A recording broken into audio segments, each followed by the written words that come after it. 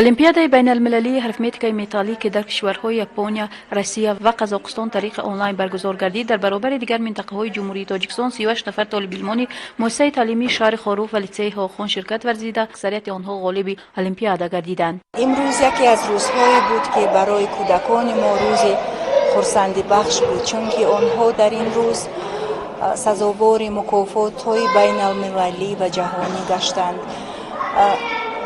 ماه اکتبر و ماه 13 دکبر طلبگان ما در المپیادهای بین المللی و المپیادهای جهانی طریق آنلاین اشتراک کردند و اکثریت آنها سزاوار جایهای نمایان گشتند، سزاوار دیپلم ها و تحفه ها از طرف همان شرکت های بین المللی که همین المپیادها را برای ما برگزار نمودند.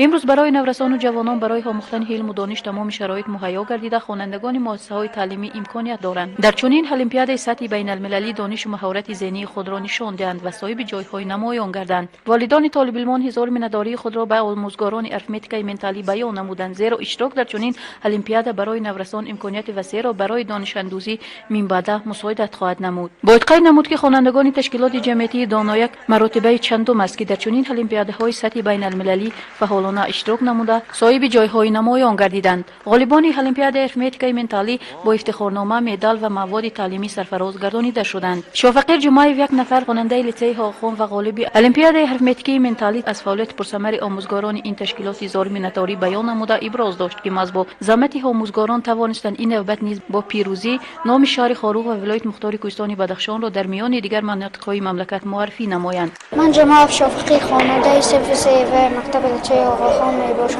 من در المپیاد بین المللی سزاوار جای اول گردیدم. منتداری خود را به عزیز میرزای و نصاف کل معلمانم میرسانم که مرا به این چنین المپیاد با من تیاری نموده.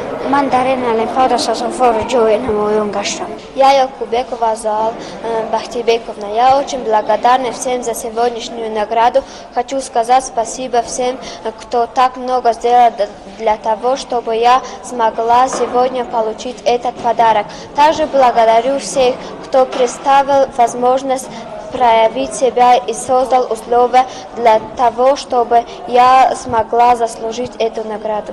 غالبان این المپیاد قید کردند که اشتراک در المپیاد بین المللی طریق آنلاین مشکل ام باشد، ما کوشش به خرج دادیم تا سزاوار جایهای نمایان گردیم. چنین المپیاد هر سال با ابتکار تشکیلات جمعیتی دانایک گذرانیده شده. طالب علمان دیگر مؤسسه‌های تعلیمی نیز امکانیت دارند دانش و مهارت ذهنی خود را با اشتراک در چنین المپیادها مهیا نمایند.